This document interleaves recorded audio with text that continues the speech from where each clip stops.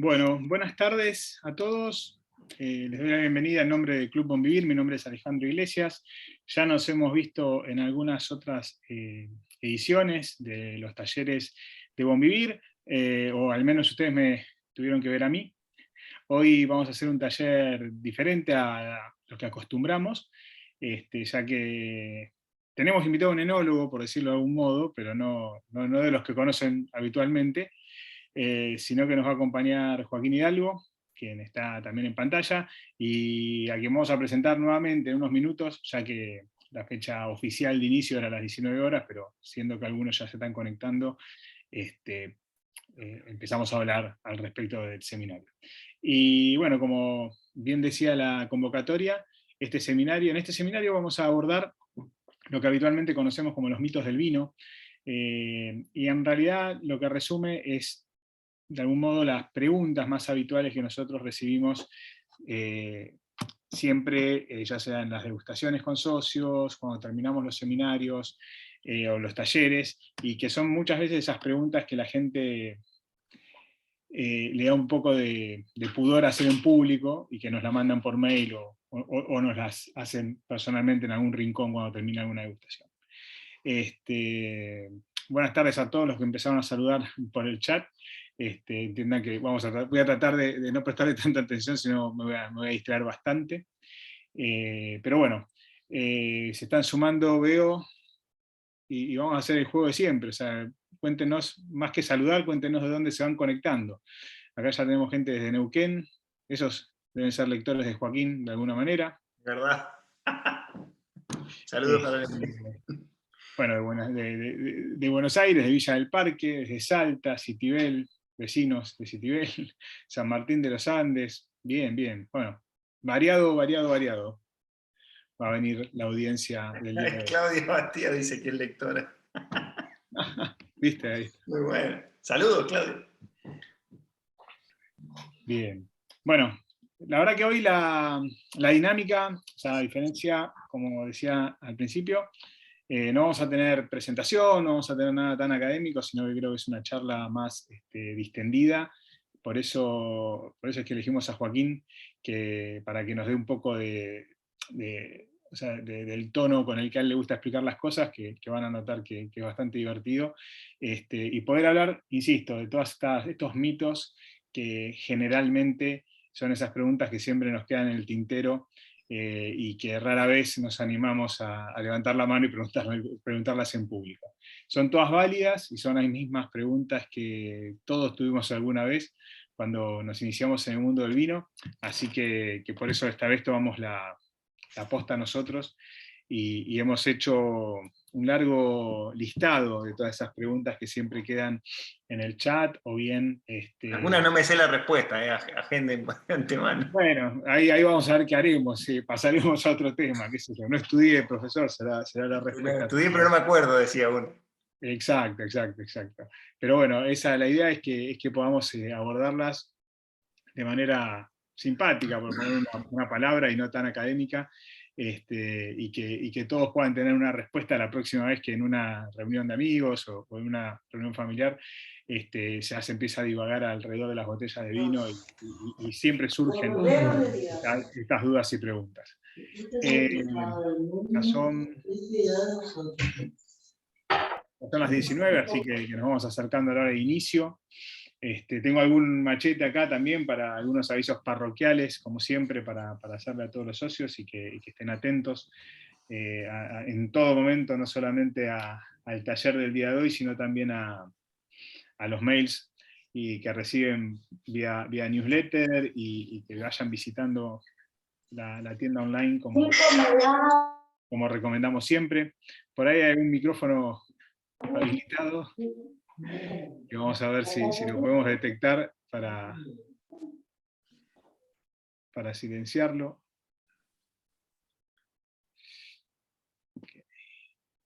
Bueno, se sigue sumando gente, y claramente tenemos cada vez más gente de diferentes partes del país. Eso es lo que nos gusta en Bonvivir.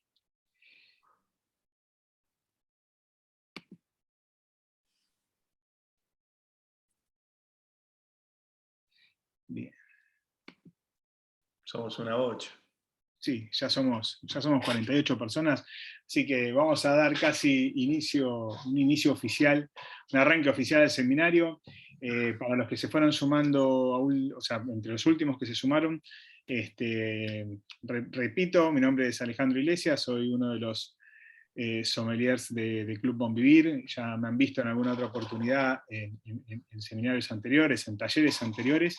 Esta vez vamos a abordar la temática mitos del vino, que insisto, o sea, son esas preguntas que siempre nos quedan ahí dando vuelta cuáles son las respuestas oficiales al respecto, porque muchas veces no se recurre a tanto tecnicismo para responderlas, sino que más bien tienen que ver con la experiencia y cuánto hace que uno está vinculado al vino. Para tratar de arribar a todas esas respuestas, o a la mayor cantidad de respuestas posibles que nos dé el tiempo, convocamos a Joaquín Hidalgo. Hago una presentación escueta, después lo voy a dejar a él que se presente.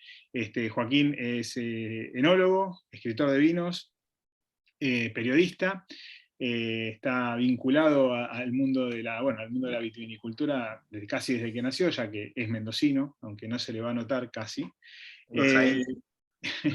Pero bueno, como escritor de vino ya lleva más de 20 años recorriendo no solamente la Argentina, sino diferentes partes del mundo para contar todo lo que va descubriendo. Es un nerd del vino, así por lo menos se presenta él habitualmente. Y por eso mismo es que está acá. O sea, nada, qué sé yo, resumí y presentate vos, Joaquín, te dejo con tu público que te ama. Bueno, gracias, Ale. Todo lo que se dijo hasta acá es mentira, pero me formé como enólogo en Mendoza, efectivamente, cuando uno se podía recibir en el secundario de este tipo de cosas. Por eso, por ahí el que estaba haciendo las cuentas le va a dar de esa manera. En el Liceo Agrícola, la mayoría de mis compañeros hoy son, digamos, de aquel entonces, hoy son enólogos todos reputados de bodega. Yo no elegí seguir trabajando como enólogo, sino me interesaba el periodismo y me fui a estudiar a La Plata periodismo.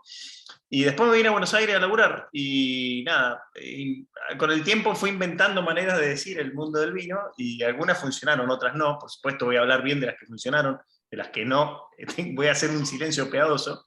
Y entre otras cosas, nada, llevo muchos años trabajando en esto, he pasado por todas las revistas de vino que hubo en la Argentina, hace 779 columnas que escribo en la mañana de Neuquén, por eso venía el chiste de que tenía lectores en Neuquén, una columna todos los domingos. En la Nación también escribí bastante tiempo.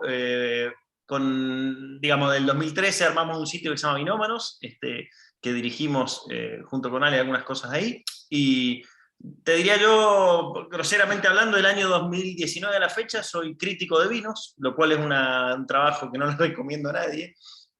Fundamentalmente porque se prueba mucho vino y se transpira mucho, después poniendo los puntajes a ver si está acorde o no. Escribo para Estados Unidos haciendo ese trabajo, cubro básicamente Sudamérica, y nada, me dedico a esto. O sea, en síntesis, vivo de lo que bebo, se puede decir así, si es lícito ese contexto. Bueno, y con toda esta presentación se pueden imaginar que de vino entiende algo. Y de vuelta, insisto, es un nerd del vino, o sea que vamos a tener que ir recortando más de una respuesta, estoy seguro, porque conoce mucho. Pero bueno, antes que empecemos a disparar con las preguntas, antes que empecemos a dispararle a Joaquín al respecto, les propongo dos ideas. O sea, la primera es que nosotros hemos desarrollado un listado de preguntas habituales, pero digamos, aquellos que quieran sacarse alguna duda en particular o que tengan alguna en la cabeza que siempre tuvieron ganas de conocer la respuesta, pueden sumarla al chat, y bueno, los vamos a ir leyendo a medida que avancemos. Avisos parroquiales antes de continuar. El primero, como todos los talleres, está siendo grabado, así que aquellos que lo quieran repetir o volver a ver, lo van a encontrar en el canal de YouTube de Bon Vivir, ¿sí? El segundo. Cuidado entonces lo que decimos. Cuidado lo que decimos, sí. Mucho cuidado. No va a haber ningún pi ni nada por el estilo, pero vamos a tratar de ser prudentes. Claro. El segundo mensaje. En estos días ya comenzó la preventa exclusiva para socios de la colección Espumosos de fin de año. como todos los años, como solemos hacer todos los años. Les recomendamos que estén atentos a las comunicaciones. Las chicas van a poner en el chat un link donde ustedes van a poder ver esa promoción, porque en esta preventa la posibilidad para los socios es la de poder adquirir más de una caja, llegado el caso, así que van a poder aprovechar una linda colección para ir pensando en las fiestas y en los brindis de diciembre, y todos los que tengan de acá en adelante, por lo menos hasta las fiestas o hasta que duren las botellas.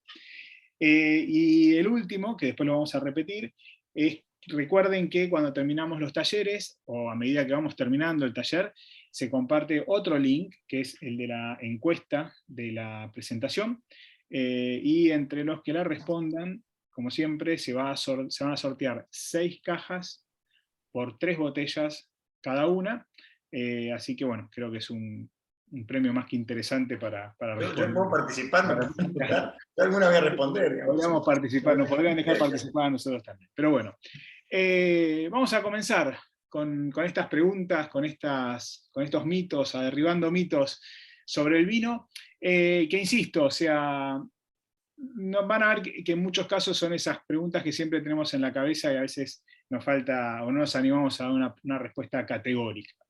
Y la pregunta con la que decidí arrancar es fácil, es sencilla, pero también está bueno explicar los por qué, ¿no? Y es hablar de las temperaturas del vino. O sea, históricamente se supo decir que el vino blanco se tomaba frío, o lo más frío posible, mientras que el vino tinto se tomaba a temperatura ambiente.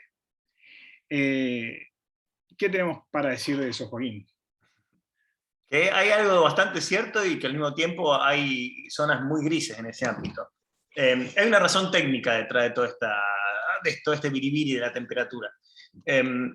La fundamental es que el vino es una sustancia que nos gusta porque está en balance. Digamos, cuando un vino está en balance es que el alcohol y la acidez funcionan acompañándose. Entonces, todo aquel producto que tenga poco alcohol y tenga buena acidez, como pueden ser los blancos, digamos, de alguna manera, si uno los toma fríos, subraya la idea de la acidez. Y con los tintos pasa lo mismo. Lo que pasa es que en el caso de un tinto, donde además tenés taninos, si los tomas fríos, subrayás los taninos. Entonces, el punto es dónde está el balance de ese equilibrio. Entonces, si bien no es un mito, porque tintos y blancos se toman, digamos, a 18, 16 grados en el caso de los tintos, o 7/8 los blancos, también hay un montón de zonas grises que tienen que ver con esto que decía recién.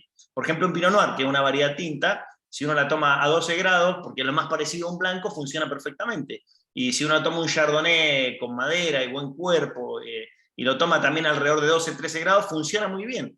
Y si al mismo tiempo son blancos de muy buena frescura, como pasa por ahí con un Chablis, si uno lo toma a 14 grados no pasa nada, no te das ni cuenta de esa situación. Entonces, la regla general es claramente blanco frío, tinto temperatura ideal ambiente, pero ojo que ambiente es 16 grados, digamos, no son los calores tórridos de 38 en enero acá. Ahí siempre es necesario enfriar una botella de vino, por esto mismo que decía al principio, de ese balance. Pero la razón técnica es esa. Y lo que sí creo que está bueno, y lo propongo como ejercicio de este versus en todo caso, es agarrar una botella de vino, olvidársela, no va a ser muy difícil, en la heladera, de una botella de vino tinto, total no pasa nada si se enfría, y tomarlo frío. Van a ver que no es la sensación más agradable. Y al rato, cuando tome temperatura, volver a probarlo y se llega a ese punto de balance. Entonces, ¿es un mito? Ni. Hay razones ciertas y en el medio hay una zona de grises muy interesante. Lo que me parece fascinante es entretenerse y jugar con esto. O sea que podemos redondear en que es cierto que los blancos se toman fríos, sí, y que los tintos, la temperatura ambiente sería correcta si es unos 16 grados, pero si exacto. encima de esos Sería correcta si viéramos un ambiente, digamos así, en un veranito noruego, que no es lo que tenemos. Exactamente, perfecto. Entonces bueno, con respecto a los blancos, hay una pregunta, o más que una pregunta, generalmente suele ser una afirmación, que viene la gente y te dice, yo no tomo blanco porque me hace doler la cabeza. Claro. ¿Es cierto que el blanco, a diferencia del tinto, te hace doler la cabeza? Es cierto en los valores históricos. O sea, si uno hace la historicidad o describe la historia de los vinos blancos, es verdad que a lo largo de los últimos 30, 40 años eran más doledores de cabeza que los tintos. También hay una razón técnica detrás de eso. Los blancos, en general, tienen la condición del color, digamos, que es un color, una sustancia, el color de los vinos, es una sustancia que se oxida muy fácil en el caso de los blancos. Entonces, que el vino quede con ese verde o ese acerado tan brillante a veces y atractivo, con un poquito de oxígeno nomás vira hacia un marrón. Entonces los enólogos, para cubrirse de esa condición, lo que hacían, y siguen haciendo, pero con más precisión, es agregarle un pequeño conservante al vino que se llama anhidrido sulfuroso. Por eso todas las botellas dicen en la contraetiqueta contiene sulfitos. Ese anhidrido, que ya lo usaban los griegos como conservante, no sabían bien por qué, pero funcionaba así, al agregar, por ejemplo, al quemar azufre en los recipientes para desinfectarlo, ese anhidrido tiene una acción muy aguda sobre el hígado, entonces enseguida da dolor de cabeza si la cantidad disuelta en el vino es muy alta. Entonces, la regla general es, si el vino blanco es malo, en el sentido de cualitativamente, en general tiene mayores anhidridos. Entonces eso ya es condición necesaria de hachazo después de beberlo.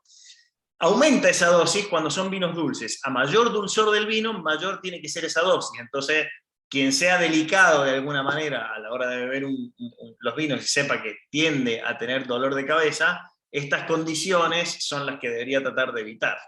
Ahora, con las técnicas actuales de manejo, con la higiene de bodega, con el trabajo que hoy se hace, las dosis de anhidrido son muy bajas.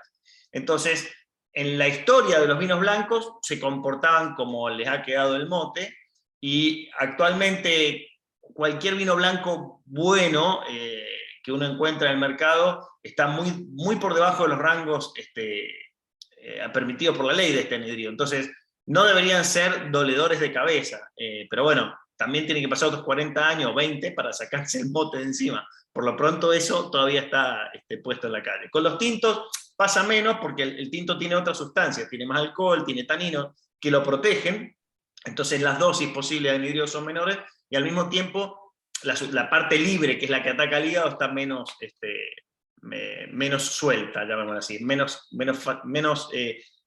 visible, menos disponible en el vino, esa es la palabra, no salía. Pero esa parte ya para poner muy nerd.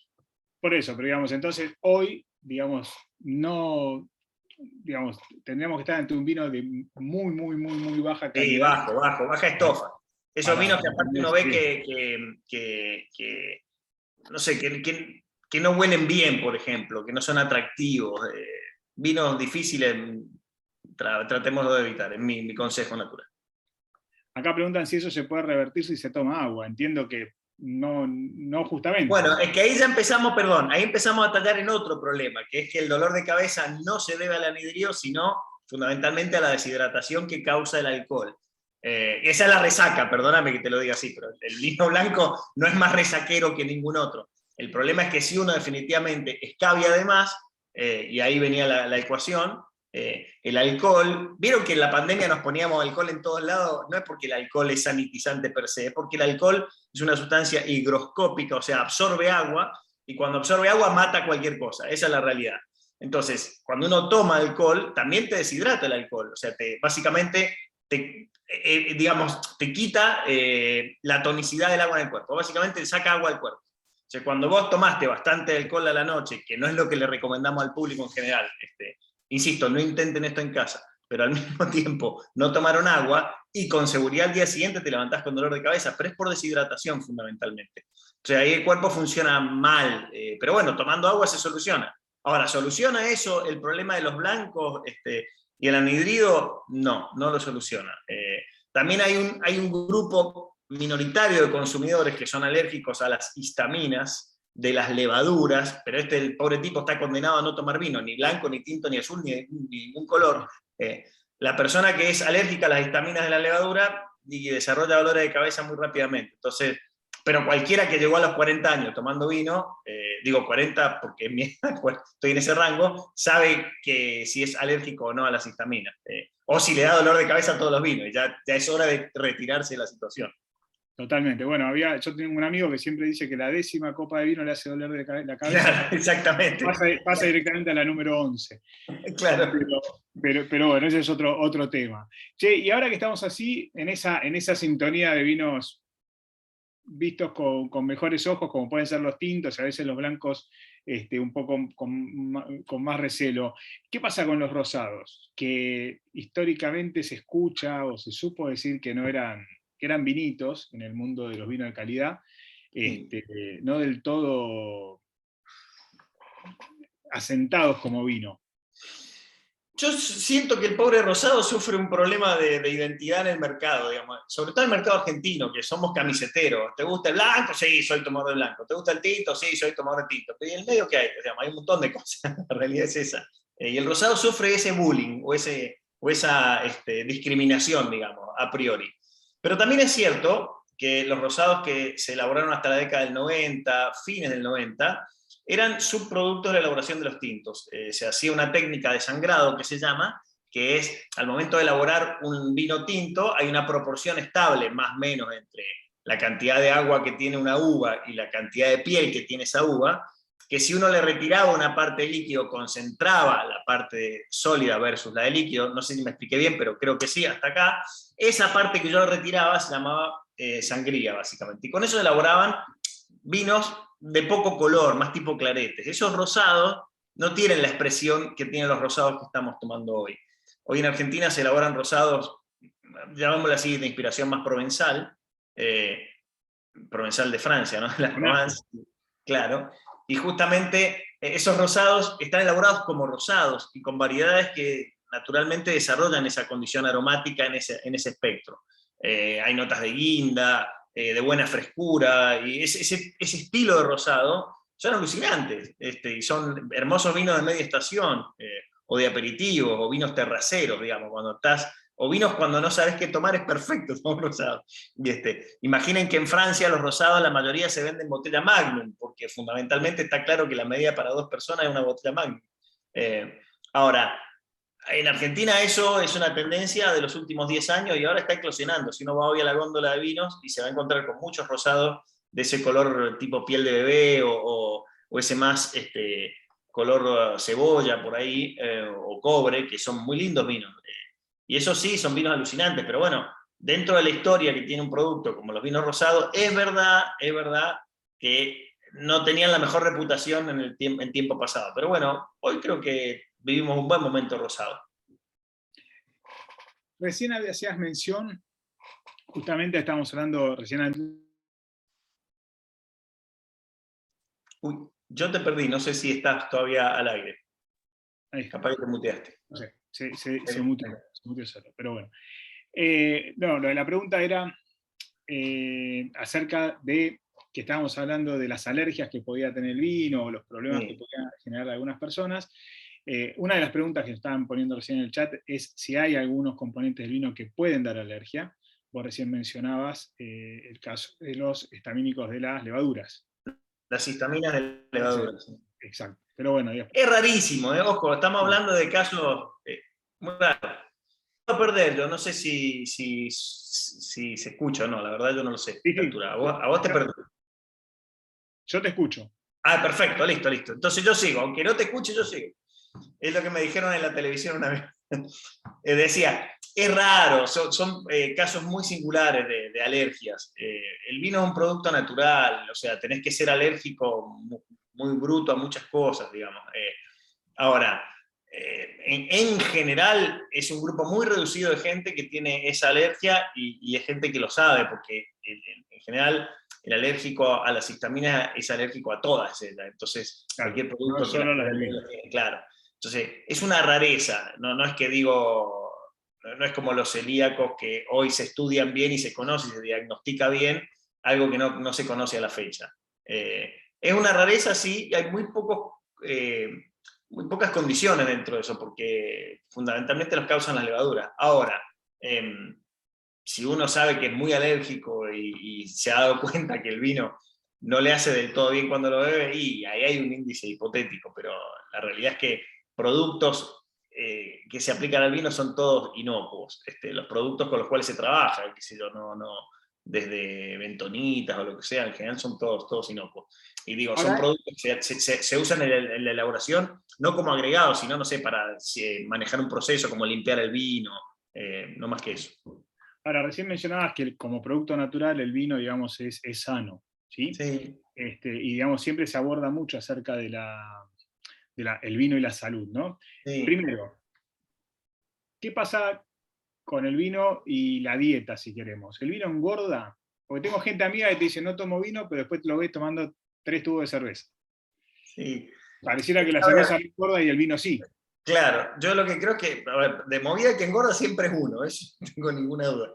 El responsable en la dieta, yo no soy un buen ejemplo porque a mí me está costando mucho bajar de peso. No es por el vino. Y claro, parte por el vino, porque, digamos, el vino tiene calorías, no hay ninguna duda. Ahora, un vino blanco, por ejemplo, ligerito, como los que describíamos al principio, tiene menos calorías que un alfajor, pero por escándalo, digamos, tenés que tomarte 4 copas para estar equiparando un alfajor triple, para hacer un ejercicio simple. Un vino tinto que tiene 15 grados de alcohol y es robusto, y qué sé yo, y ahí sí estás más cerca de las 2 copas por alfajor.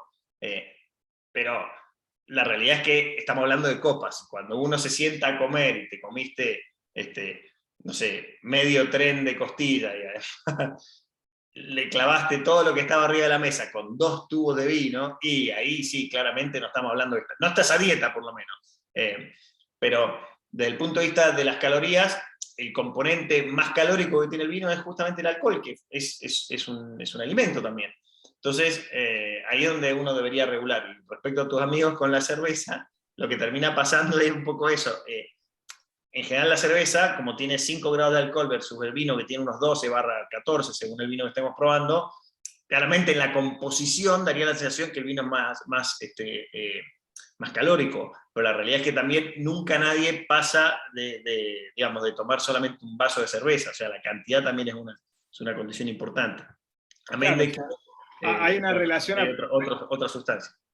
hay una relación que creo que era por cada gramo de alcohol son unos 7, 8 Más o menos, sí, ahora exactamente no me acuerdo el calorías. número, No, por eso, creo que eran pero unas 7, 8 calorías, y justamente lo que decís vos, o sea, en una copa de vino, o sea, hay poco. por ahí uno termina una cena tomando 2 o 3 copas de vino, Claro. pero por ahí un día, en un mediodía te tomaste solo 1 litro de cerveza porque Claro. se toma más fácil. Por eso, En la acumulación, obviamente que ingeriste más calorías en la claro. cerveza que en el vino. Por eso a mí me gusta el índice alfajor, porque es como muy visual, digamos. Cuántos alfajores representa, es como te da una idea, porque vos sabés que si a la tarde, tipo 4 de la tarde, te da la gula, viste, de que, che, no voy a llegar a terminar mi día, bueno, como un alfajor, que sí, te estás clavando las 4 copas de vino que después, seguramente a la noche también te las tomás. Digo, ser consciente de esa condición, ¿no? Uno Entonces suma, vamos a decir que el vino es sano y que claro. Favaloro tenía razón. O sea, que la cosita Claro. diaria Pasteur es la más sana de las bebidas. Pasteur no es el vino, decía Pasteur. Esa es la realidad. es la más sana de las bebidas, tal cual. Bueno, ahí hay toda una explicación que tiene que ver con resveratrol, taninos y otros componentes del vino que ayudan mucho, por lo menos a la parte cardiológica, ¿no? O sea, Está estudiado por lo menos. Ahora se sigue esa investigación, no terminó. Partió lo que se llamaba la paradoja francesa, partió justamente de tratar de estudiar por qué los franceses sufrían en la década del 70, recuerdo, menos infartos que los norteamericanos, y pasaron por estudiar la dieta. Pero bueno, no es la única razón, pero nos encanta pensar que es la única porque somos bebedores de vino. Sí, totalmente, totalmente. Che, y antes hablábamos que por ejemplo, con lo que disparó un poco el tema de comparar algunos vinos que te pueden hacer bien, alergia, TAP y todas esas cosas, que vamos a empezar a salir de ahí para meternos en alguna cosa. Sí, si vamos al placer, esto es puro placer, tenemos que hablar de cosas lindas. Sí mencionábamos, y alguien dijo recién, o sea, que son todos problemas que los podés combatir con la billetera. Exacto. ¿No? Entonces, cuanto más caro el vino, debería ser directamente mejor la calidad. Ese es un tema apasionante, digamos, y espero que terminemos el Zoom mucho antes de que terminemos esta charla, porque podemos dedicarnos días enteros a discutir este tema. Yo trato generalmente de explicarlo así. Hay elementos en la elaboración del vino que tienen que ver con la cantidad de kilos de uva que vos podés sacar por hectárea, con la cantidad de trabajo que le pones a un litro de vino, que justifican precios o costos crecientes, ¿verdad? Entonces, hay vinos que naturalmente por su elaboración, porque llevan 100% de madera nueva, porque se hicieron con, no sé, 5 toneladas de uva al hectárea, cuyos costos son elevados, y ya eso te garantiza un nivel de precio en el vino, ¿no? Pero al mismo tiempo, eso no garantiza una preferencia. Eso es un poco lo que quería distinguir, ¿no? Vos tenés costos por un lado y al mismo tiempo preferencias.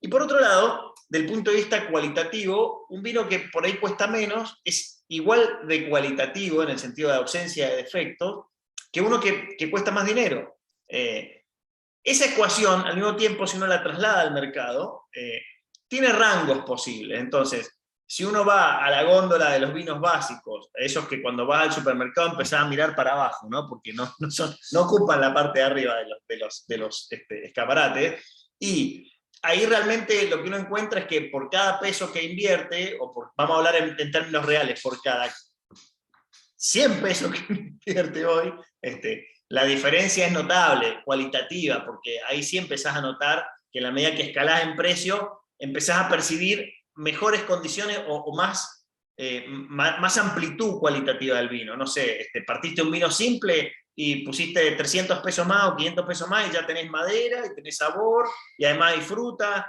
y además ya empiezan a haber orígenes, y pusiste 1000 pesos, y además es un productor que trabaja... Ahora, esa ecuación tiene un techo, no es eterna, y ese techo comienza a tener ya reglas de mercado. O sea, si el vino es escaso y al mismo tiempo es un objeto de deseo, porque uno quiere probarlo a cualquier costo, y el precio de ese vino no tiene techo. Ahora, en el mercado, realmente si uno piensa hoy que, no sé, estamos evaluando vinos de 3.000 pesos, por decir así, ese rango empieza a tener ese techo ahí. Por supuesto, hoy no existe un precio tajante en Argentina, hoy.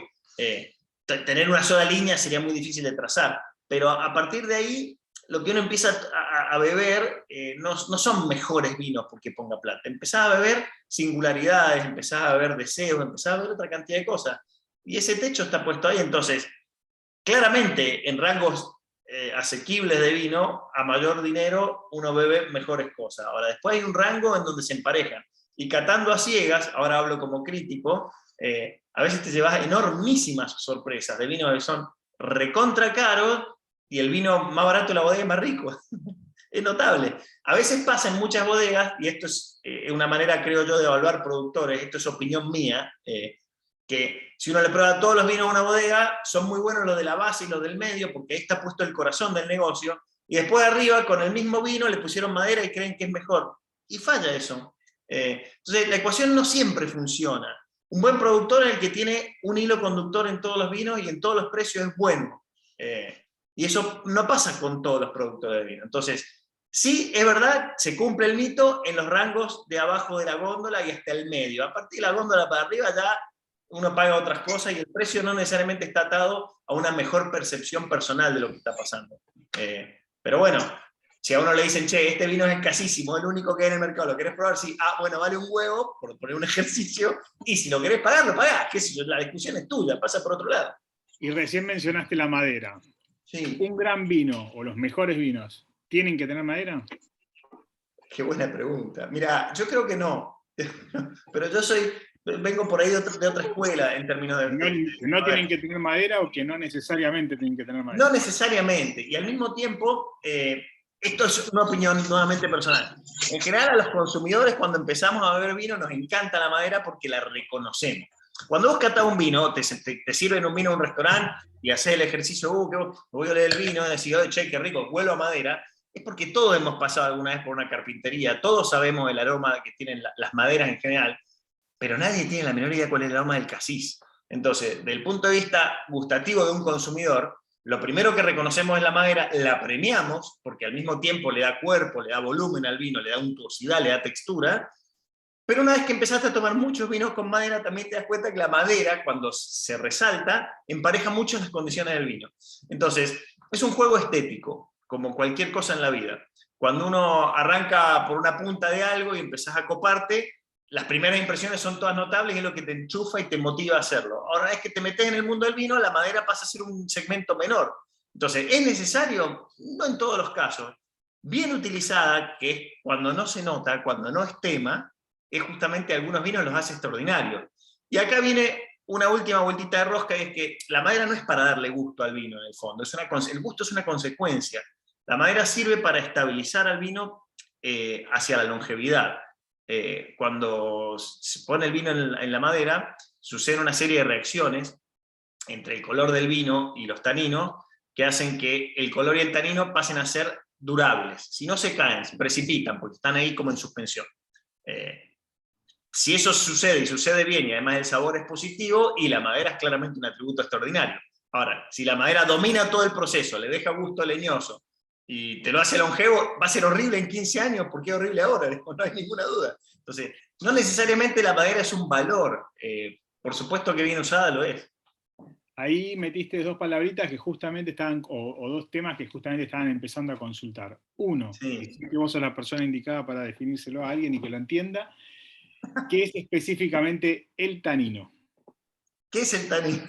No, porque la pregunta es, te preguntan si es una sustancia química como el alcohol, y si es un componente de la vid. Bueno, vamos a hacer un pequeño circunloquio para llegar a una definición muy asequible a todos, imagino. El tanino, según está estudiado en botánica, porque el tanino es, hago una previa. El tanino es una sustancia vegetal. Existe en el mundo vegetal y es parte de la pared celular de los vegetales, digamos. Es lo que hace que sean moderadamente leñosos. Es un componente de todas las maderas. Ahora, está estudiado en biología que las plantas en general desarrollaron esa sustancia, o es la hipótesis, como defensa hacia los herbívoros, para que no les coman la hoja, digamos, para que no coman el fruto. Una planta desarrolla mayor tanicidad, porque el tanino es una sustancia, así como el alcohol absorbía, por ejemplo, el agua, el tanino se combina con las proteínas y las destruye, ¿no? Entonces es básicamente una sustancia que preserva, por ejemplo, de ataques de bacterias o lo que sea, en la medida que esté disponible para combinarse. Ahora, lo que sucede es que la vid, como es un vegetal, tiene taninos. Y la planta lo que hace es concentrarlos en la semilla, en la piel de la semilla, y al mismo tiempo en el ollejo. Desde el punto de vista del vino, lo que nos interesa es en el ollejo. Por supuesto, en la madera, en el sarmiento también hay tanino, en la hoja también hay tanino, no hay duda. Pero lo que nos interesa desde el punto de vista del vino es que está en esos dos elementos. Y cuando uno elabora un vino tinto, el tanino está disponible precisamente en el cuerpo del vino cuando uno lo hace. El tanino es soluble en alcohol. Ese es un dato importante. Porque cuando uno elabora un vino, si por ejemplo arranca con las pieles y la semilla, pero no las usa sobre el final, saca muy poquito tanino, porque hacia el final de la fermentación es cuando hay alcohol. ¿Me siguen el razonamiento hasta aquí? Entonces, hasta que no tenés alcohol, no tenés hay tanino. poco tanino. Extraíble, el tanino lo empezás a extraer en la medida que tenés alcohol. Entonces, una técnica de elaboración para darle estructura a los vinos y que tengan robustez y que al mismo tiempo sean un poco ásperos en la boca, es extraer tanino en la fermentación. Eso es una técnica, hay muchas técnicas posibles, pero digamos, puedo hacerlo macerando, haciendo del estalle, etc. No importa, olvidemos esa parte. Ahora, ese tanino en el vino es la columna central de la estructura, porque el alcohol es lo que da el volumen, es básicamente la primaria, la acentuación primaria del vino. Es que el vino es agua, el 75-80%, más o menos, depende de qué tipo de vino. Después tiene un 15%, un 12% de alcohol, que es la sustancia central, y después pocas sustancias, muy poquititas, determinan otros valores. El tanino es una de ellas, ¿no? Entonces, el tanino y el alcohol hacen que el vino tenga volumen en el paladar, porque son moléculas grandes. Entonces, un vino que tiene mucho tanino tiene mayor volumen de paladar. Ahora, si ese tanino está suelto, como está en la naturaleza de la vid, digamos, primero en la piel, pero de la piel pasó al vino, ese tanino se combina con la saliva, que es pura proteína, y la rompe. Por la misma razón que se protegían las plantas de los herbívoros, te pasa ahora en la boca. Y es que se te seca la boca, básicamente. Entonces, uno de los elementos con los cuales los enólogos tienen que trabajar es encontrar el equilibrio. Volvemos a la palabra original de la charla de hoy, que era balance, de alguna manera. Entonces, si quiero que el vino tenga estructura y tenga el cuerpo, necesito tanino, pero ese tanino necesito domarlo para que no le rompa la boca al consumidor. Ese es el punto central. Para domarlo, lo que voy a hacer como enólogo es tratar de que se combine con otras sustancias para que en vez de romper la saliva, esté combinado de volumen, pero no rompa la boca del consumidor. Para eso se hacen X técnicas. Una de ellas es la barrica, trabajar el vino en barrica. Porque cuando ese tanino, y cierro la idea, se combina con el color, con una molécula de color, dejan de ser, por ejemplo, reactivos, pero siguen aportando volumen. Por eso los vinos, cuando han pasado por madera, en general tienen textura, tienen volumen y no son ásperos. Por eso se habla de crianza en ese sentido. Ahora, el tanino está en todos lados, está en todos los vegetales. El chiste con el vino es que a veces las elaboraciones, los lugares, las variedades, empujan la vara del tanino hacia arriba y algunos muy buenos productores trabajan equilibrando ese punto. De la mano de los buenos productores depende el tipo de tanino.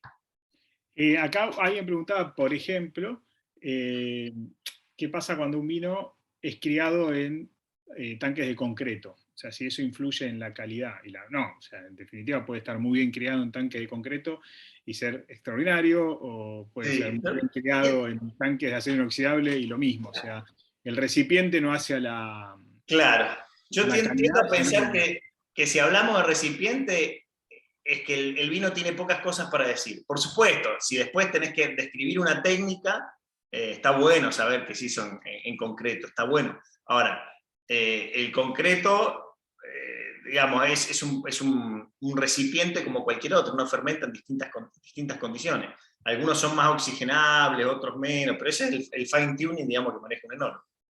Había una pregunta que íbamos a ver un poco más adelante, pero a propósito de que Fernando consulta sobre eso, tiene que ver con el tema de los descriptores, los aromas, todo lo que nosotros percibimos en el vino, si es natural o es agregado, por un lado, y si está, o sea, y en el caso de que se agreguen, si es que se agregan, si eso está regulado o no.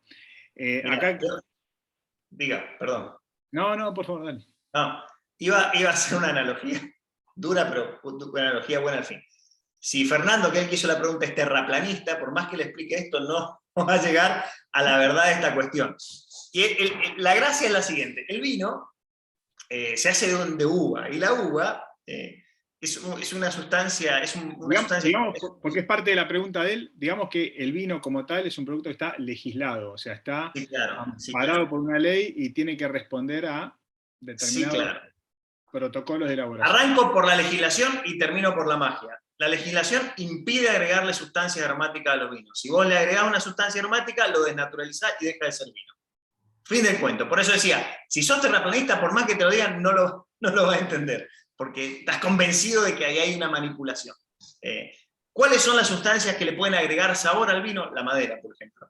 Está clarísimo, digamos, que la madera le da un sabor al vino, pero eso está permitido, es parte del cuento, digamos, que así sea. También yo le puedo sacar sabores al vino, no sé, lo traté con carbón activado porque quería limpiarlo, que eso, le saqué todos los sabores y queda un blanco sin gusto a nada, digamos. También se puede hacer eso, y eso está legislado que puede ser. Lo que no se puede hacer es agregar o saborizar. Si vos saborizás un vino, deja de ser vino y pasa a ser un producto derivado de la uva saborizado, como puede ser, no sé, en su momento algunos frisantes, que por eso no entraban dentro de la categoría vino, entre otras cosas. Que tenían que declarar que eran bebidas a base de vino. Exacto, a base de vino. Esa es la condición legal. ¿Por qué menciono esto? Porque él nos pregunta por los controles, y la verdad que la industria vitivinícola debe ser una de las industrias más controladas, sin duda alguna, que existen en Argentina al menos. O sea, son muy auditadas, son muy controladas, son muy duras las penas si uno llegase a fraguar una elaboración. O sea, que uno puede estar totalmente tranquilo de una botella de vino que compra, porque, digamos, desde hace muchos años está muy, muy controlado por el Instituto Nacional de Vitivinicultura todo lo que llega al mercado. Esa es una realidad absoluta. Es más duro incluso el INB que bromatología en general. Y el INB opera solamente sobre el vino. Pero bueno, dicha la ley, vamos a la magia. La magia del vino es justamente que a lo largo de milenios el hombre se ha dedicado a observar la planta y ha ido seleccionando plantas, y dentro de las plantas ha ido seleccionando variedades, y dentro de las variedades incluso individuos que tenían mejores condiciones que otras, o porque daban un color más lindo, o porque el sabor de la uva era mejor, o porque después de la elaboración el vino era más durable. Todo eso ha generado un acervo, un archivo de variedades en el mundo, que aplicadas a distintos lugares del planeta, dan distintos sabores. Y esa es la magia del vino, en el fondo. Y que el enólogo o el productor sea capaz de responder a lo que está elaborando.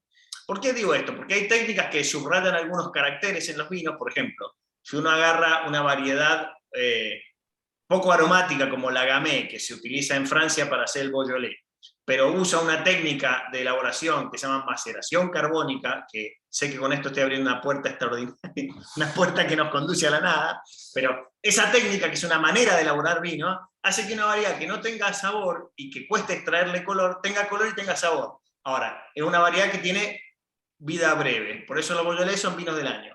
Ahora, si yo agarro, no sé, o tomo un Chardonnay, que es una variedad relativamente neutra en términos de aroma, pero que tiene buen graso de cuerpo, y la trabajo con madera, y al mismo tiempo utilizo batonnage, muevo las borras durante tiempo, estoy 6 meses moviendo las borras y qué sé yo, y le agrego un carácter levadural, suman algunas notas de panificado, empiezan a aparecer las notas de avellana que vienen de la madera, y en el fondo todo eso, que son aromas secundarios, son agregados al vino, pero agregados a través de la técnica, no que le agregué, fui y le puse un chorrito de ananá para que tenga gusto.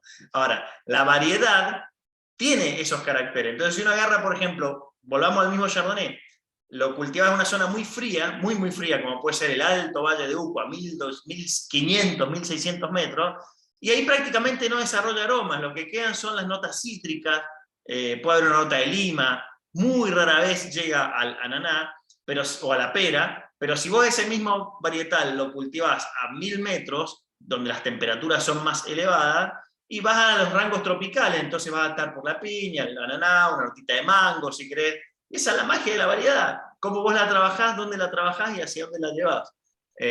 Y cuando uno se mete en esto y se vuelve un nerd, como meto yo, que me conseguí un trabajo para poder tomar vino, y al mismo tiempo investigarlo porque me apasiona, en el fondo lo que terminas haciendo es enamorarte de las pequeñas ideas que hacen esas grandes diferencias. Empezás a explorar las variedades, empezás a explorar los lugares, empezás a explorar los productores, y un buen día te encontrás en un berenjenal, pero a la larga llegás a conclusiones como esta que le decía recién, tan simple: un Chardonnay de un lado o de otro tiene esas dos condiciones. Y no son agregados. Es muy interesante si uno prueba hoy, por ejemplo, Malbec en Argentina, olvidémonos de los precios, pero no hace falta irse muy caro, y probás Luján de Cuyo, no sé, agarremos o pensemos en un Luján de Cuyo clásico como un Perdriel o un Agrelo o la mezcla de todo Luján de Cuyo, y son vinos que tienen volumen, porque ahí la variedad está sometida a un proceso de crecimiento y de temperaturas mayores que desarrollan un poquito más de alcohol, desarrollan un componente aromático como la pimienta blanca, que no es que tiene pimienta blanca, hay un componente que da la misma condición.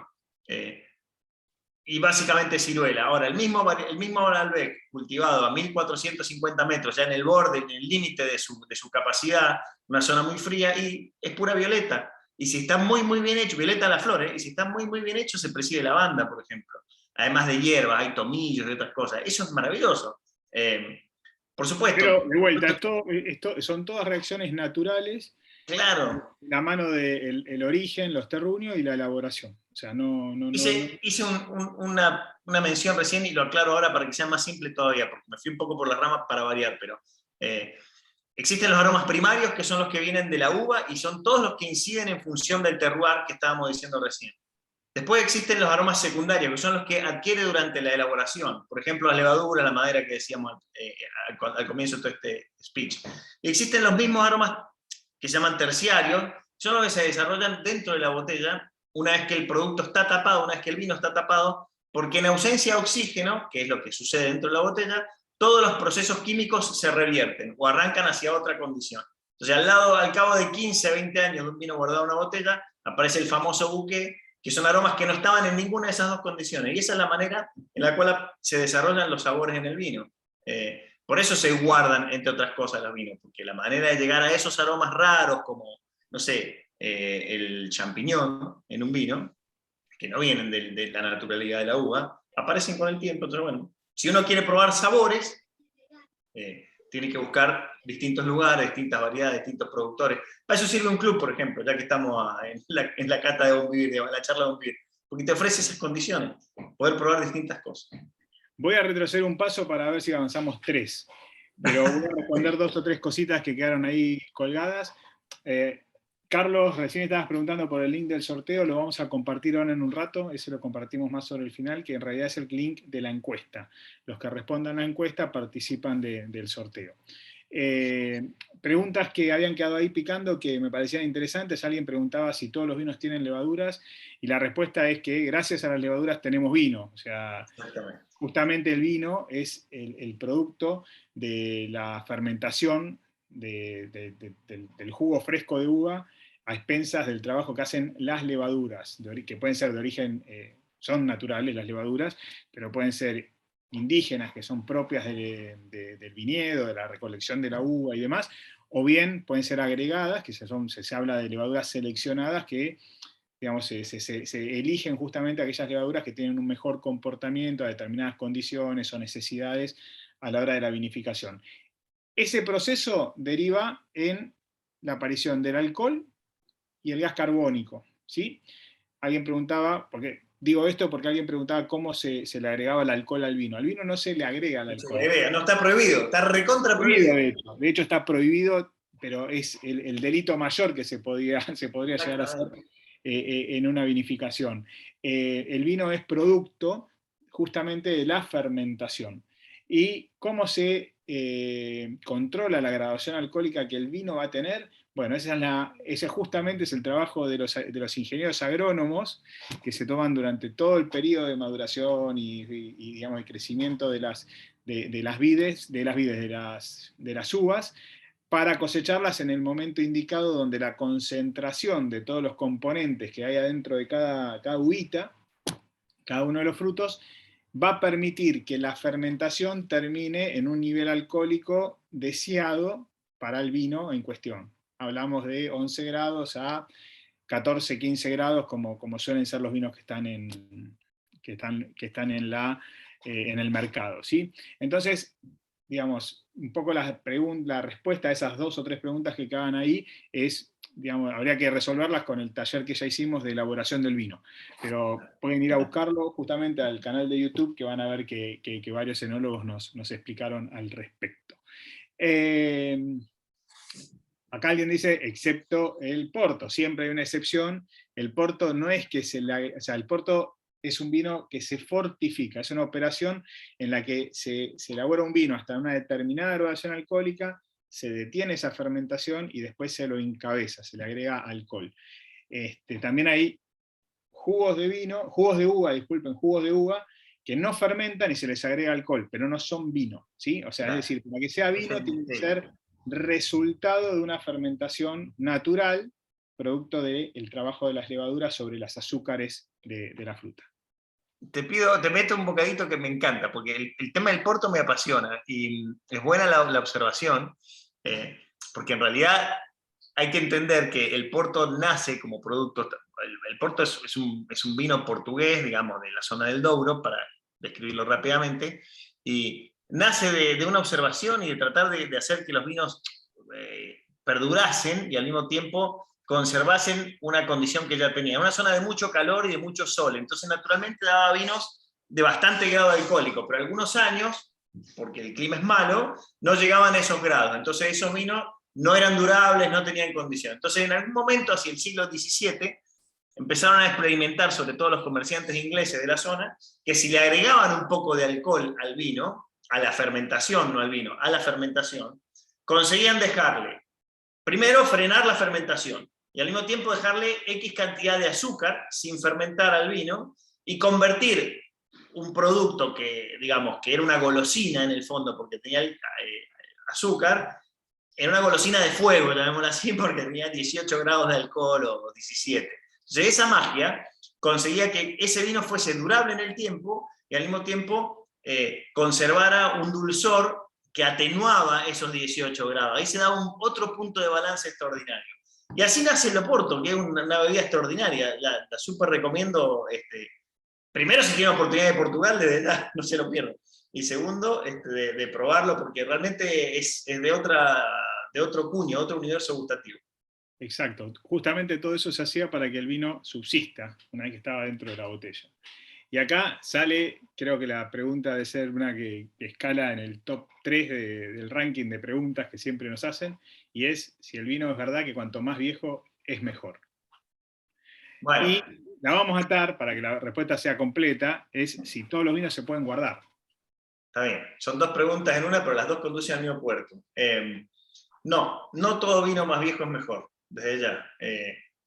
Siempre nos cuento una anécdota que me pasó una vez, porque no pasan estas cosas toda la vida. En el 2017 fui a un simposio de Masters of Wine, que era en Logroño, España, y abrieron 50 botellas por lo menos de 1957 de Marqués de Riscal. Estábamos todos enloquecidos, porque podés imaginar que no pasa todos los días eso. Y la realidad, primero, es que había vinos que estaban buenísimos, vinos que estaban horribles. O sea, el vino, cada botella, una vez que está tapada, tiene una evolución que es bastante personal, digamos. Si está bien cuidado, si el corcho funcionó, si estuvo puesto en el lugar indicado, cambió la temperatura, cambió la temperatura. O sea, no es que arranca la vida de un vino, arranca un camino propio, digamos. Eso por un lado.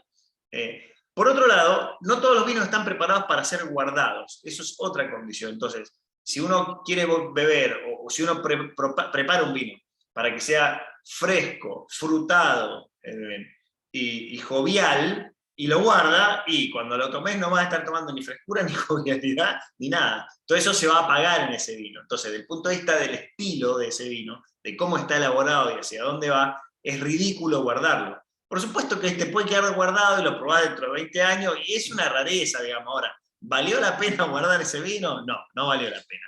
Perdiste el tiempo, perdiste dinero, y al mismo tiempo no te tomaste el vino en su mejor momento. Ahora, sí hay vinos que están pensados para ser guardados, sí hay estilos que se desarrollan de esa manera, y que al mismo tiempo crecen en el tiempo. Ese estilo de vino, son los vinos de guarda, en general son vinos que parten de un balance que describí al principio para retomar la idea, muy equilibrado entre lo que es el alcohol, la frescura o la acidez de ese vino, y al mismo tiempo la estructura, es decir, los taninos que hablábamos hace un rato. Cuando todo eso está en buen balance, la química del vino, una vez que está tapado, va evolucionando muy lentamente y comienza a desarrollar esos aromas terciarios que describía yo recién, se va adelgazando, puede perder incluso algo de volumen. Las botellas viejas, incluso las muy viejas, suelen tener faltantes de volumen. Se evaporó la parte del ángel, que sería un poco el alcohol, y otra parte del agua, que el vino también tiene. Y sucede una enoquímica muy distinta que transforma todos los sabores del vino. Cuando eso sucede todo en línea, perfectamente hacia donde tiene que ir, el resultado es maravilloso. Entonces, de esas botellas de 1957 de Marqués de Riscal que conté recién, algunas eran gloriosas, porque llegás a sabores que no llegás de otra manera. La magia es esa de guardar un vino, no es guardarlo para tomar un vino viejo, digamos, para tomar un vino cuyo sabor es distinto, porque no se consigue de ninguna otra manera. No le podés agregar al vino, como decíamos recién, notas de champiñón, notas de sotobosque, que le llaman, que es el aroma de esa hojarasca que queda en el bosque. No le podés meter esos aromas exóticos al vino. Solo se desarrollan con el tiempo. Y para llegar a esos sabores, se guardan. Hay estilos de guarda probados, como pueden ser los burdeos, que evolucionan muy bien porque tienen un punto de equilibrio perfecto entre acidez, tanino, color y modelo de fruta. Y hay estilos que no envejecen muy bien. A mí me ha pasado catar vinos de la década de 2000, sobre todo en Argentina, que teóricamente eran vinos importantes de guarda, que por el tenor alcohólico que tenían y el tipo de madurez de la cual partían, en ese momento también creíamos que eran vinos de guarda, y los probaba hoy y perdiste el tiempo, porque realmente no llegaron bien. Hoy son puro higo pasado, y sin embargo hay otros muy buenos que evolucionaron bien y tienen, no sé, notas de dátil, por decirte. ¿Dónde saca un dátil en el vino? Bueno, llega ahí, digamos, cuando evolucionó, aparece esa nota. Y es glorioso porque, bueno, es lo que decíamos hace un rato. Yo creo que el camino del vino, en el fondo, es un camino indulgente, en el sentido que uno va descubriendo cosas, pero al mismo tiempo también se va acercando y desarrollando la agudeza para llegar a esos lugares. Entonces, ¿lleva tiempo? Sí. ¿Y todos los vinos van a llegar a ese lugar? No. Ahora, cuando sucede es buenísimo.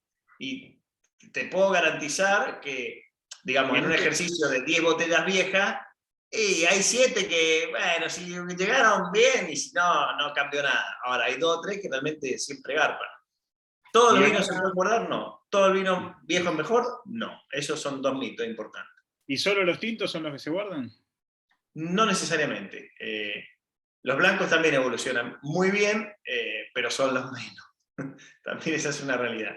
En Argentina hay pocos estilos de blanco guardable, la experiencia es corta, pero si uno parte de estilos probados, como puede ser un Jerez, por ejemplo, Jerez evoluciona que es una gloria, y es un blanco.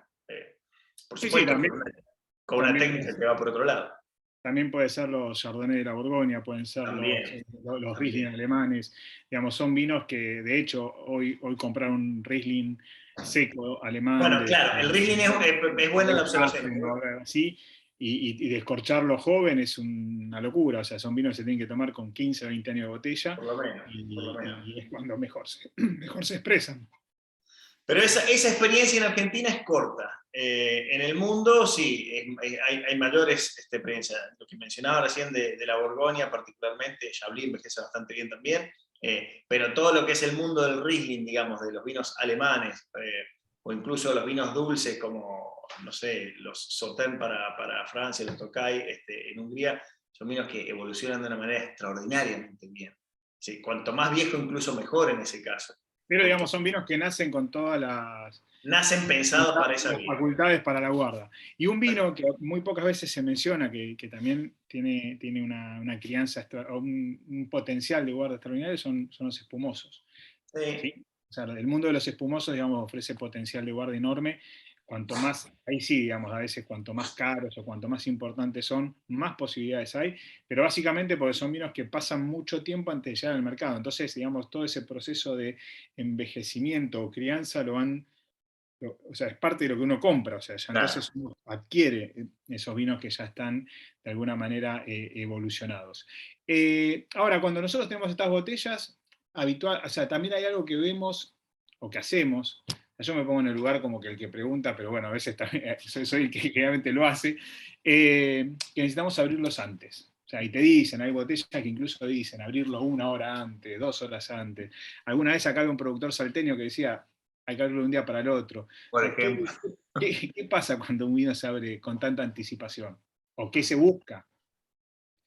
Yo tengo, a ver, parto de otra teoría personal. Yo creo que el vino, en el momento en que uno lo abre, en el momento en que uno saca el tapón, arranca el otro proceso, el oxidativo, digamos. Con tapón es todo un proceso reductivo.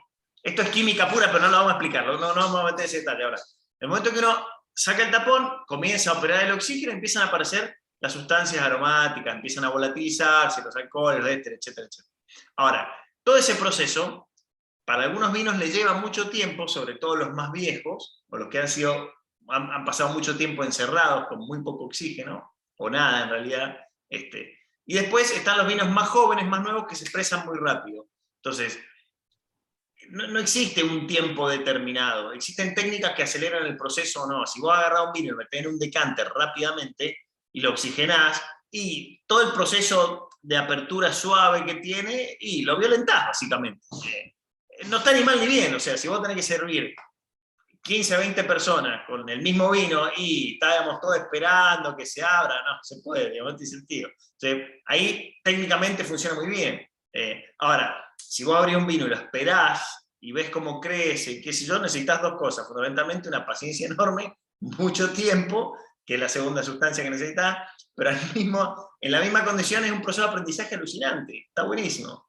Y algo que me quedó picando recién de los vinos de guarda, que no lo hablamos, pero esto es consejo vital. Para guardar vino hace falta cantidad. Si no te mata la ansiedad. Si vos querés guardar una sola botella, que es lo que se suele hacer, nació la nena, lo voy a guardar 15 años, voy a tomar este vino, te querés matar durante los 15 años. Porque Bueno, nunca le yo vas a encontrar. generalmente, cuando me preguntan qué guardar y cómo guardar, siempre sugiero nunca guardar una botella. Siempre, Claro. digamos, Voy a guardar obviamente, por lo menos una caja, por lo menos. y a veces lo que propongo es, y te dicen por ahí, no sé, pero sale 50.000 pesos. Bueno, comprá una caja de vino que salga 50.000 pesos, no compré. Claro, claro. Porque el riesgo de que te vaya mal es altísimo Es altísimo. y, digamos, la posibilidad de ir probándolo con el tiempo es algo muy Es más satisfactorio. entretenido. O sea, si te probaste 4 botellas y las últimas dos estuvieron malas, y bueno, perdiste 2 botellas, pero digamos, lo otro es perder el todo. O sea, y nunca guardar algo que uno no probó, que uno no está convencido que te va a gustar, porque por ahí esa evolución, el día que la descorchás, es gloriosa, pero a vos no te gusta. Entonces, hay que tener claro, digamos, qué es lo que uno va a encontrar en esas botellas viejas. Por eso es muy importante, y yo lo aprendí con los años, para guardar vino hacen falta 2 cosas, 3 en realidad. Primero, dinero. Segundo, espacio, que parece una tontera, pero es un problemón. Cuando empezás a juntar, no sé, 100 botellas, no es algo que tenés guardadito en un placar y listo. Empezás a tener volumen. Y ese volumen lo que te permite hacer, de alguna manera, es paliar la ansiedad, porque si vos tenés una botella y la tenés que mirar durante 15 años, a ver en qué momento la tomás, nunca le encontrás el momento, porque no hay nada a la altura de tus expectativas versus esa botella. No se lo merece nadie, y el día que la abriste seguramente es una decepción, o no, ponerle que no sea una decepción, pero ¿a quién se la contás? ¿Qué haces con esa botella? Tremendo. Entonces mejor, realmente para guardar, tomar, no sé, 2 cajas de un vino y guardarlo, lo vas probando cada tanto, te sacás la duda, si no la ansiedad te mata. ¿Cómo haces para tener 15 o 20 años una botella de vino ahí, no tocarla y durante ese tiempo bancarla, digamos? No, yo no lo puedo hacer, yo soy ansioso y no lo puedo hacer. Acá Patricia levantó la mano. Lo que le voy a pedir es si puede escribir la pregunta o la consulta que tenga. Acá nos figura que hay una mano Dice que levantada. no, porque en la imagen parece que no. Ah, ok. Sin Bueno, querer, perdón. ok. Está bien. Igual te saludamos, Patricia. Y respecto a comentarios que estabas haciendo recién, de esto de abrir las botellas, cuánto tiempo antes, cómo abrirlas, cómo servirlas, Sí, perdón, siempre me quedo con 2 respuestas de Uwe Weber, que es el enólogo de Weiner, que justamente Sí. una bodega que elabora vinos que se venden, que salen al mercado muy añejados. Y una vez me acuerdo, le preguntaba sobre si sus vinos era ideal decantarlos, y él siempre dice que decantar un vino es como tener un hijo y conocerlo a los 20 años. O sea, Es buena esa, muy es buena. perderse absolutamente toda la evolución de ese vino en la copa, que es para lo que uno en alguna manera lo guardó. Dice, Claro. si vos no conoces el vino, lo que te vas a encontrar es justamente el vino a los 20 años, digamos en su edad más madura. Ahora, si vos lo abrís y lo empezás a servir en la copa, vas a ir descubriéndolo lentamente cómo ese vino se va desperezando. Y con Eso si respecto, pensás los vinos como los hijos, si lo pensás con alguien para salir es buenísimo, lo haces rapidito y vamos andando. Son distancias completamente distintas. Bueno, y hablando de gimnasia, el otro comentario que hacía tenía que ver con eso, como decir, cuando vos tenés un vino que es joven, es como me decía, como, es cuando si vos a los 20 años vas a jugar al fútbol. Entrabas, te cambiabas, jugabas, te cambiabas, te ibas. Te comí un asado después, no hay problema. Claro, no pasaba nada. Ahora a los 40, 45 años tenés que elongar, tenés que prepararte, porque si salís a corretear, lo más probable es que te lesiones. Entonces él decía, ahí te pasa eso, te pasa exactamente lo mismo. No todos los vinos están preparados para descorcharse y servirse.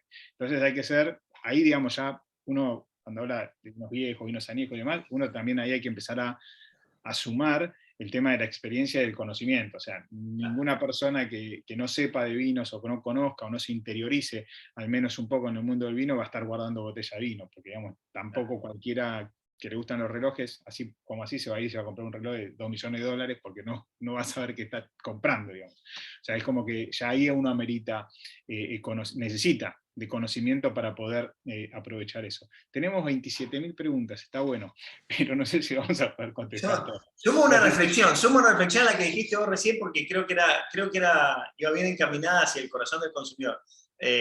Lo que creo es que, insisto, esto se trata de descubrir, y en la medida que vas descubriendo y acrecentás tu conocimiento, la cantidad de matices que vas descubriendo son mayores, y después empezás a tomar mejores decisiones.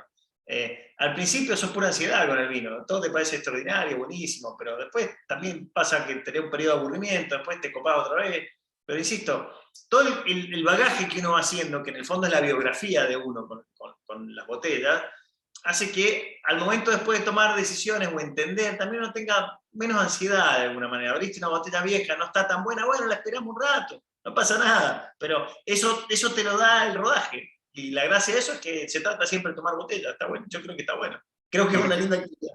Este generalmente es un tema que apasiona a mucha gente. Acá alguien pregunta, dice, si el vino no está preparado para la guarda, se puede guardar igual. En general todos los vinos están preparados para una guarda, porque no hay ningún vino que o sea, el vino no es una bebida como puede ser una Coca-Cola o cualquier bebida que se tapona y sale al mercado. El vino digamos, una vez que se termina de hacer, se embotella, queda un tiempo en la bodega antes de salir al mercado. Digamos, es decir, no es de venta inmediata y de escorche inmediato, por más que la mayoría de los vinos se toman dentro del año de haber sido embotellados. Pero digamos, si uno agarra un vino que no ha sido pensado para una gran guarda, pero o sea, cualquier vino debería durar 1 año, 2 años al menos en botella, sin perder mucho sus cualidades. El tema cuando hablamos de vinos que sí están preparados para la guarda, estamos hablando de vinos que están pensados para que duren al menos 10 años. ¿Sí? O sea, esa es cuando hablamos de añejamiento o de guarda en la botella. Y acá otra pregunta que es interesante, porque tiene también que ver un poco con esto, preguntan, por ejemplo, los vinos de Weiner, digamos, ¿qué es lo que tienen que los hace tan reconocibles? Y yo creo que Weiner en ese aspecto, al igual que puede ser Bodegas López, o sea, son bodegas que han logrado tener un sabor propio, que es Eso, lo más difícil que uno puede lograr en el mundo del vino, y es que exacto. reconozcan tu vino no solamente los expertos, sino cualquier consumidor. O sea, antiguamente por ahí existían más, hoy estamos en medio todavía de una revolución vitivinícola donde estamos descubriendo un montón de estilos, un montón de orígenes, un montón de propuestas, y son pocos los que van, digamos, alcanzando, digamos, un estilo o un sabor propio. Hay otras bodegas que también lo tienen, al menos para mí, no sé, Catena Zapata es una bodega que uno puede ir identificando vinos elaborados por ellos porque tienen un claro estilo de vinos, y así muchas otras más. Pero digamos, Weiner y López apuestan a un estilo que es una vieja escuela, una crianza, una madurez. O sea, todo aquel que está preguntando, ¿puedo guardar vino? ¿Cómo hago para guardar? O sea, lo primero que tiene que hacer es tratar de justamente adquirir los vinos de Weiner o adquirir los vinos de López, que son bodegas que ya los han guardado antes de sacarlos al mercado. Y son esos Claro. vinos que uno los encuentra como para conocer el sabor del tiempo, digamos, en el añejamiento de un vino.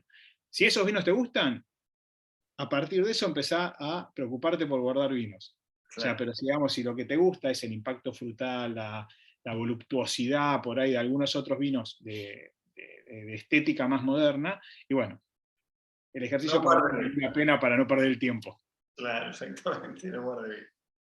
Sí, a ver, me voy a ordenar un poco, porque nos fuimos un poco por las ramas, pero en base a todo lo que nos van preguntando. Así que, Yo creo que valió la pena, ¿eh? sí, sí. Este, abrís una botella de vino. ¿Qué hacemos? O sea, ¿qué haces como catador? O sea, te traen una copa de vino para que pruebes. Sí. ¿Cuáles son los pasos que haces? ¿Cuál es el primer paso que haces? Bueno, para que yo me voy a hacer una copa de vino también, porque si no, estamos bartoleando. Pues ya veo Bueno, que. a punto, así no perdemos el tiempo. Mirás Dale, la rápido. copa, mirás la copa, y nosotros todavía somos de la generación donde nos enseñaban sobre las lágrimas o las piernas de las copas. Sí, ¿Es chamullo? ¿Existe? ¿Sirve? ¿No sirve? ¿Qué hay ahí atrás? es un gran chamullo, pero que sirve para chamullar, justamente. Por eso sigue vivo precisamente por eso. El tema, desde el punto de vista técnico, lo que uno está mirando con las lágrimas si son medio lacrimógenos, si tenés un alma tanguera, tenés una condición un poco más seductora, vas por las piernas rápidamente. Eso es como uno va eligiendo, según la metáfora, el lugar, qué camino sigue. Pero nos referimos básicamente a esas gotas que caen muy lentamente por el costado de la copa, que no sucede con otra bebida que no sea alcohólica. Digamos. El whisky también tiene una gota bastante particular. Pero esas lágrimas, esas piernas, indican muchas cosas en el vino. Fundamentalmente que tiene una buena concentración de alcohol, por ejemplo, y al mismo tiempo que tiene mucha glicerina, si la gota es delgadita y cae muy lento.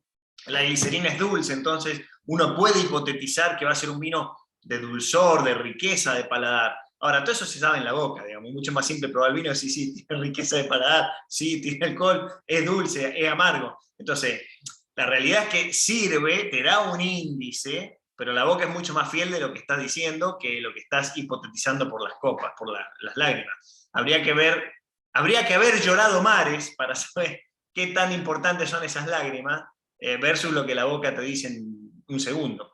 Entonces, está buenísimo, claramente es un chamullo que sirve para chamullar y estoy a favor de la condición, pero mucho más fácil darse cuenta en la boca si el vino tiene dulzor de glicerina y volumen de alcohol que, no sé, cómo se evapora esa gotícula. Mostrá la copa que tenés vos. Sí, Yo muestro la que tengo yo. ¿Sí? bien. Son bastante distintas, ¿no? Sí, son Acá copas la distintas. pregunta es necesario tener una copa para cada estilo de vino? Acá No. puede ser que el director de compras de la tienda de Bonvivir nos vaya a odiar con la Yo no respuesta, trabajo para convivir, no tengo problema. pero Puedo bueno, decir la verdad. ¿hace falta una copa para cada tipo de vino? No, claramente no. Eh, a ¿Y ver, entonces qué pasa que hay tanto formato? pasa que la copa es determinante al gusto del vino, definitivamente. O sea, no es lo mismo probar un vino en un copón, donde hay oxígeno en cantidad y donde los aromas pueden mezclarse entre sí, a tomarlo en una copa muy estricta.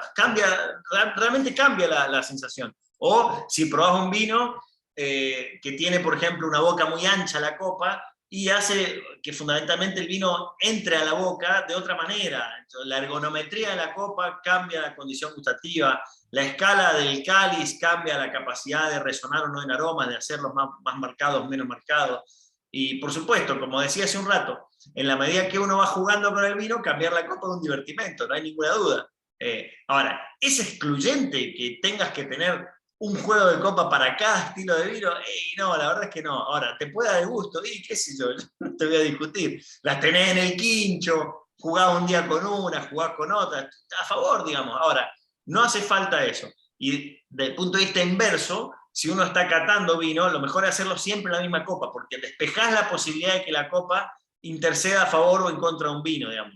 Por supuesto, por ahí algún vino lo castiga un poco, mientras que a otro lo empuja, pero el factor copa lo sacás del problema.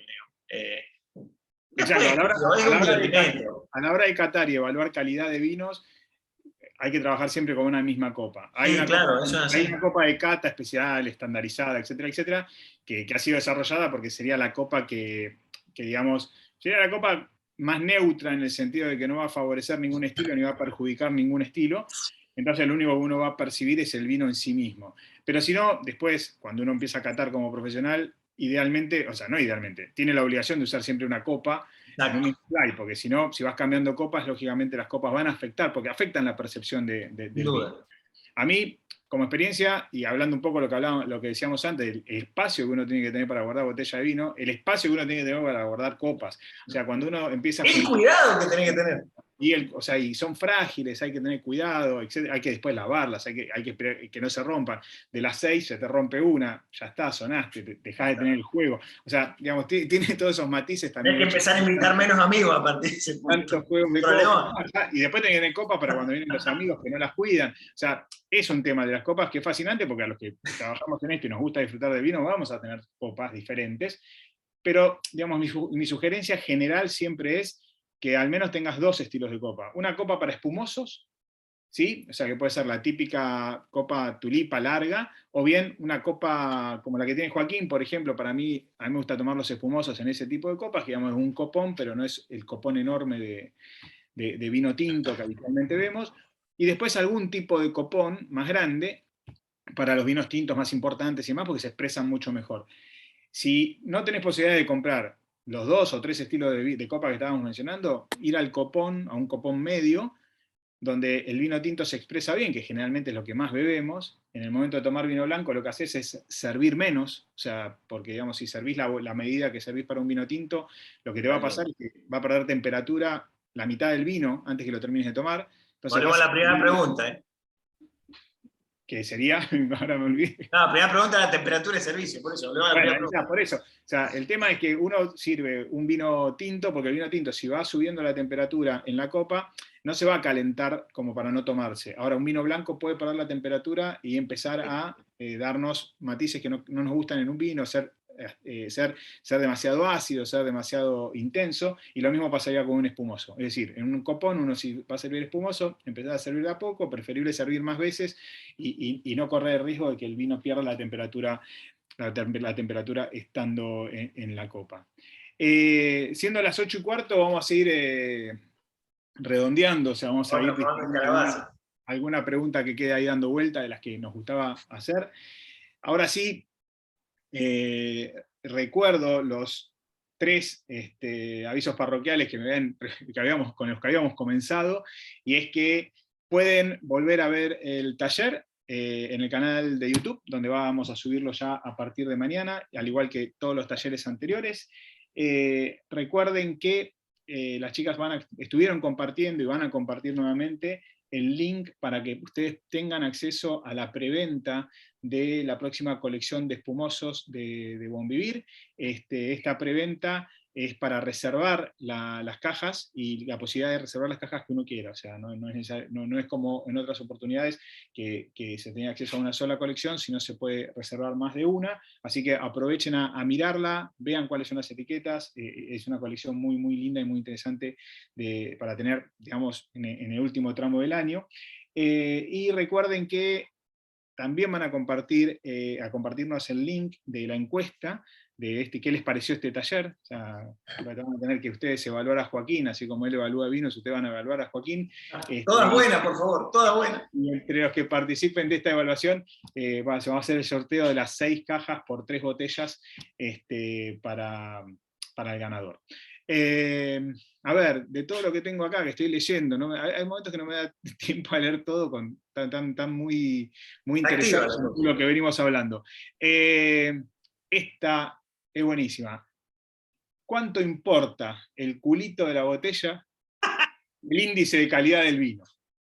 El índice culot, le llamo yo. La verdad que poco, poco y nada.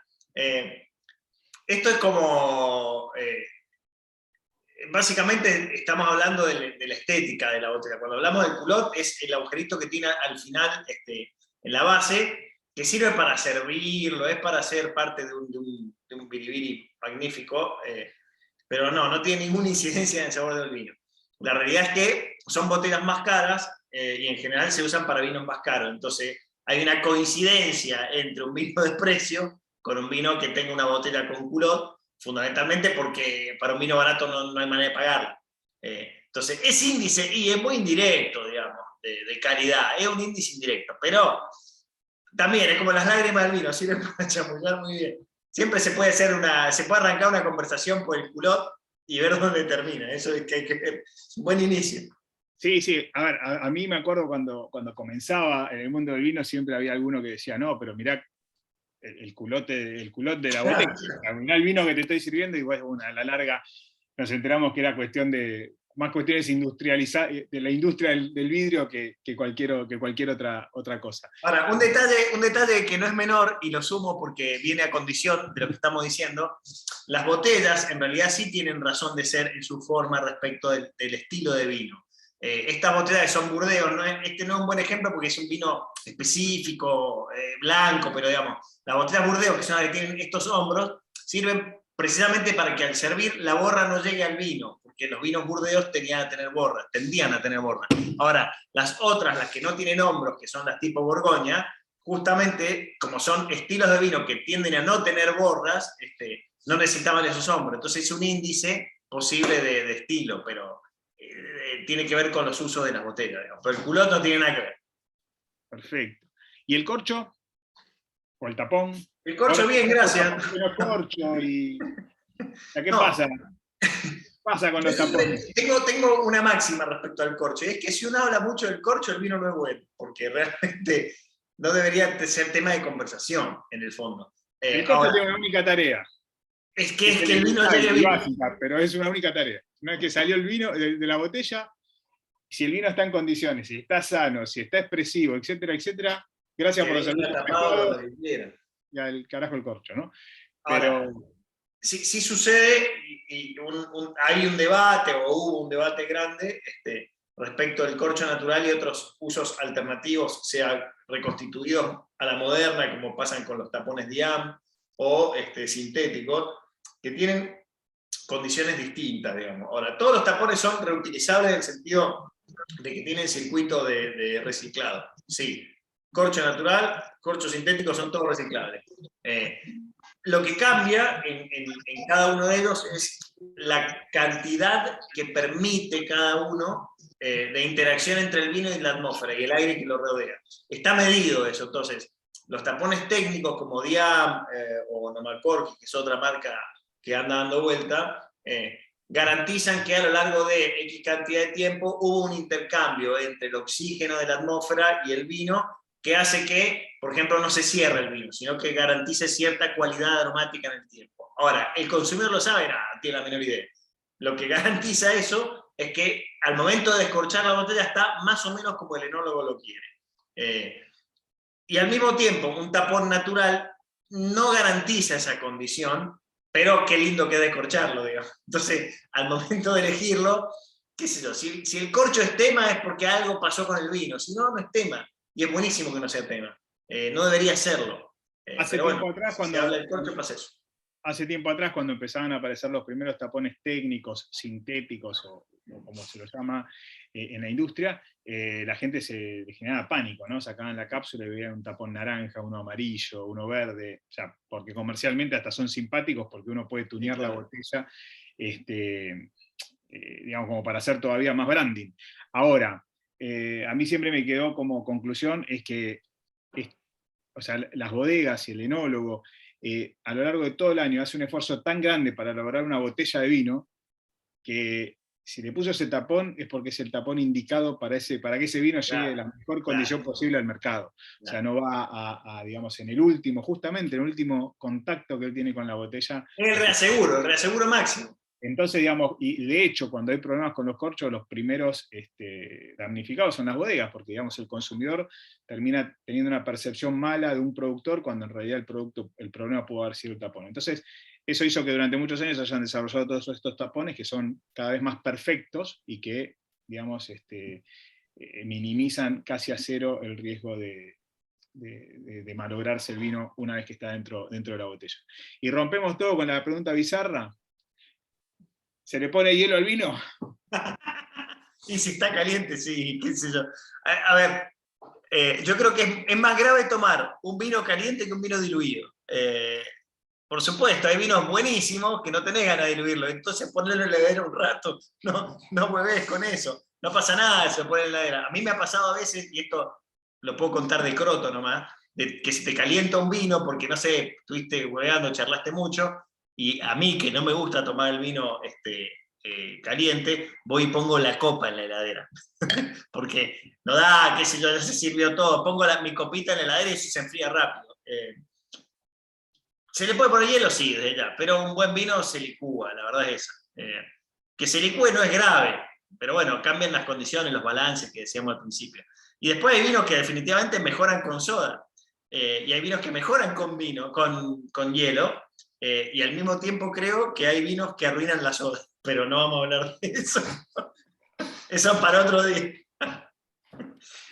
Bueno, Joaquín, te agradezco en nombre de Bonvivir y en nombre de toda la gente que nos hizo el aguante. La verdad que fuimos muchos durante todo el tiempo, o sea que Nos reímos un rato, muy bueno. al menos nos reímos un rato, que estuvo bastante divertido.